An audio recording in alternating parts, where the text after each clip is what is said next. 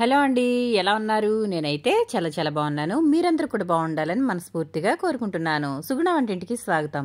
ఈరోజు మన వంటింట్లో బీరకాయ పచ్చిశనగపప్పుతో మసాలా కూర ఏ విధంగా తయారు చేసుకోవాలో చూద్దాము. ఈ కూర గనక ఎవరైనా ఇంటికి రిలేటివ్స్ వచ్చినప్పుడు చేసి పెట్టినట్లయితే ఇది ఎలా చేశారు అని చెప్పి మన వెంటపడి మరి అడిగి తెలుసుకుంటారండి. అంత బాగుంటుంది ఈ కూర. మరి బీరకాయ పచ్చిశనగపప్పు మసాలా కూర ఏ విధంగా తయారు చేసుకోవాలో చూద్దామా? Welcome back to my channel.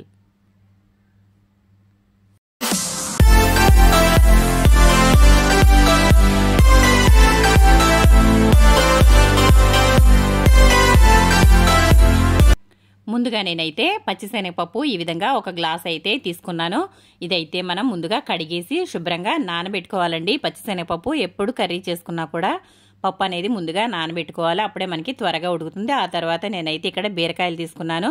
1/2 kilo బీరకాయలని ఈ విధంగా ముక్కలుగా కట్ చేసుకున్నాను. ఆ తర్వాత ఒక ఉల్లిపాయ, 2 పచ్చిమిర్చి అయితే కట్ చేసి పక్కన పెట్టుకున్నాను. పచ్చిశనగపప్పు కూడా ముందుగానే నానబెట్టేసుకున్నాం కదా. మరి ఇప్పుడైతే స్టవ్ అయితే వెలిగించేసుకుని గిన్నె అయితే పెట్టేసుకుందాము. ఇది కొంచెం వేడైన తర్వాత ఆయిల్ అయితే వేసుకుందామండి. మనకి కొంచెం ఇందులో మసాలా వేసుకుంటాం కాబట్టి కొంచెం ఆయిల్ అయితే పడుతుంది. నేనైతే 4 స్పూన్ల వరకు ఆయిల్ అయితే వేస్తున్నాను. ఆ తర్వాత కొంచెం పోపు దినుసులు అయితే వేస్తున్నాను. పచ్చిశనగపప్పు, మినపప్పు, ఆవాలు అయితే వేశాను. ఇప్పుడు మనకి ఈ పోపు అంతా చక్కగా వేగనిద్దాము. ఆవాలు చిటపటమంటే సరిపోతుందండి. పోపు అయితే వేగిపోయింది కదా. ఇప్పుడైతే మనం ఇందులో ఉల్లిపాయ, పచ్చిమిర్చి కట్ చేసుకున్నాం కదా, అవి అయితే వేసేసుకుందాము. ఇవన్నీ వేసుకున్న తర్వాత ఇవి బాగా వేయించుకోవాలి. మంచి కలర్ వచ్చే వరకు అయితే వేయించుకుందాము. చూసారు కదా, ఈ విధంగా మీడియం ఫ్లేమ్లో అయితే పెట్టుకుని వేయించుకోవడం వల్ల ఉల్లిపాయలు అనేవి చక్కగా వేగిపోతాయి. ఈ ఉల్లిపాయలు వేగిన తర్వాత మనం కట్ చేసుకున్న బీరకాయ ముక్కలు అయితే వేసేసుకుందాము. బీరకాయ లేతగా ఉన్నదైతే బాగుంటుందండి కర్రీకి. ఎప్పుడు బీరకాయ కట్ చేసుకుని కర్రీ వండుకున్నా ఇది చేదు అనేది చూసుకోవాలి. ఎందుకంటే బీరకాయ కూడా చేదు ఉంటుందండి. చేదు ఉన్నట్లయితే కర్రీ అనేది మొత్తం అయితే పాడైపోతుంది. కాబట్టి బీరకాయని కట్ చేసుకున్నప్పుడు ఎప్పుడు కూడా చేదు అయితే చూసుకోవాలి. ఇలా అయితే తిప్పుకున్న తర్వాత ఇప్పుడైతే మూత పెట్టి ఒక 5 నిమిషాల పాటు మగ్గనిద్దాము. బీరకాయ నీరు విడిచి చక్కగా మగ్గే వరకు కూడా ఇది వేయించుకోవాలి. ఈ విధంగా మంటని మీడియం ఫ్లేమ్లో అయితే పెట్టుకుని అయితే వేయించుకోవాలండి.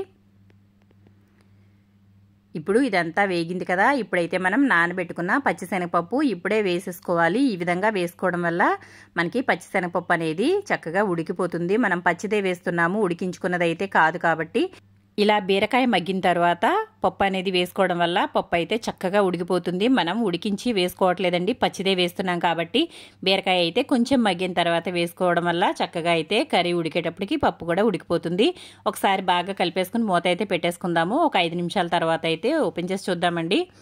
చూసారు కదా, మనకి బీరకాయ పప్పు అంతా కూడా చక్కగా మగ్గిపోయింది కదా. ఈ విధంగా మగ్గిన తర్వాత ఇందులో 1 స్పూన్ అల్లం వెల్లుల్లి పేస్ట్ అయితే వేసుకోవాలి.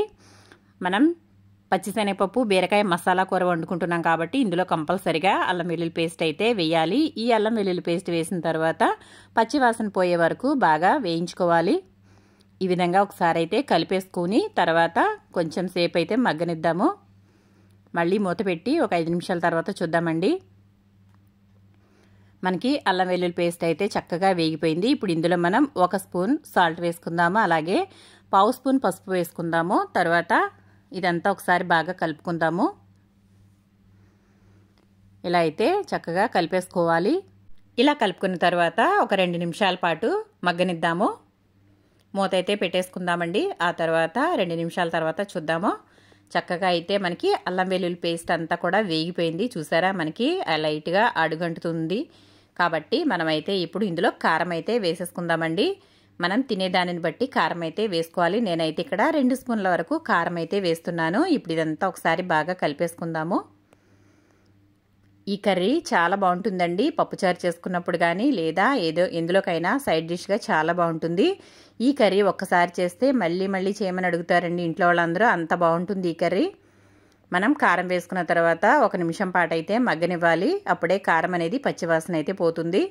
ఈ విధంగా అయితే ఒకసారి బాగా కలుపుకున్న తర్వాత కొంచెం అయితే వాటర్ వేస్తున్నాను. నేను చాలా తక్కువ వాటర్ అయితే వేస్తున్నానండి. మనం పప్పు వేసాం కాబట్టి కొంచెం వాటర్ అయితే పడతాయి. ఎందుకంటే పప్పు మనకి ఉడకాలి కాబట్టి. ఈ విధంగా అయితే నేను 1 కప్పు వాటర్ అయితే వేసుకున్నాను. ఇప్పుడు బాగా కలుపుకున్న తర్వాత మనం మూత అయితే పెట్టేసుకుందాము. ఇప్పుడు ఇది మగ్గుతూ ఉండగానే మనం కూరలోకి కావలసిన మసాలా అయితే ప్రిపేర్ చేసుకుందాము. 1.5 స్పూన్ వరకు నేను ధనియాలు తీసుకున్నాను.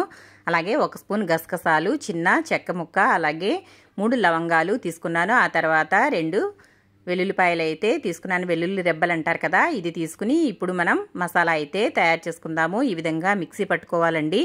ఇది వాటర్ వేసుకోకుండా ఇలాగే పొడిగా మసాలా అయితే తయారు చేసుకోవాలి. ఇది పచ్చి మసాలా అంటారు. ఇదైతే తయారు చేసి పక్కనైతే పెట్టేసుకుందాము. ఆ తర్వాత ఒకసారి కర్రీ అయితే చూద్దామండి. ఒకసారి ఈ విధంగా కలుపుకోవాలి.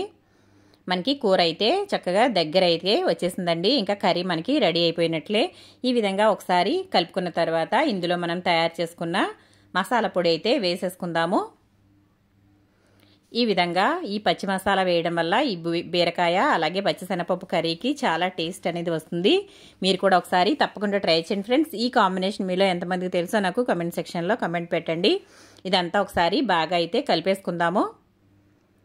ఈ విధంగా కలిపేసుకున్న తర్వాత 1 నిమిషం పాటు మగ్గనిచ్చి అయితే మనం స్టవ్ అయితే ఆఫ్ చేసుకోవచ్చు. ఎందుకంటే ఇంకా మసాలా వేసిన తర్వాత ఎక్కువసేపు అయితే ఉడకాల్సిన అవసరం లేదండి. ఎక్కువసేపు ఉడికినట్లయితే మళ్ళీ కర్రీ టేస్ట్ అనేది మారిపోతుంది. మనకి చూడండి ఒకసారి కర్రీ అయితే మనకి చక్కగా దగ్గరగా వచ్చేసింది. చూసారు కదా, నోరూరించే బీరకాయ పచ్చిశనగపప్పు మసాలా కర్రీ అయితే రెడీ అయిపోయింది. మీరు కూడా తప్పకుండా ట్రై చేయండి ఫ్రెండ్స్. మీకు ఏ విధంగా వచ్చిందో నాకు కమెంట్ సెక్షన్లో కమెంట్ పెట్టండి. అంతేనండి, మన కర్రీ అయితే ఆయిల్ కూడా బయటకు వచ్చేసింది. ఇప్పుడైతే మనం స్టవ్ అయితే ఆఫ్ చేసుకుందాం. ఒకసారి పప్పు మీకు చూపిస్తున్నాను చూడండి, చక్కగా అయితే ఉడికిపోయింది.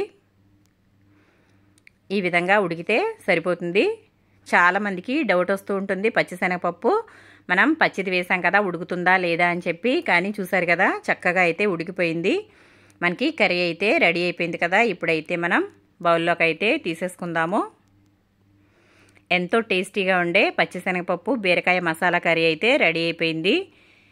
నేనైతే ఇక్కడ బౌల్లోకి అయితే తీసేస్తున్నాను. మరి మీకు వీడియో నచ్చిందా? నచ్చితే కనుక లైక్ చేయండి, షేర్ చేయండి, సబ్స్క్రైబ్ చేయండి ఫ్రెండ్స్. ఎంతో టేస్టీగా ఉండే బీరకాయ పచ్చిశనగపప్పు మసాలా కర్రీ అయితే రెడీ అయిపోయింది. ఈ విధంగా బీరకాయతో చాలా కాంబినేషన్స్ అనేవి వండుకోవచ్చండి. అలాగే పచ్చిశనగపప్పు కాంబినేషన్ కూడా చాలా ఉంటాయి. మరి ఈ వీడియో నచ్చితే కనుక లైక్ చేయండి, షేర్ చేయండి.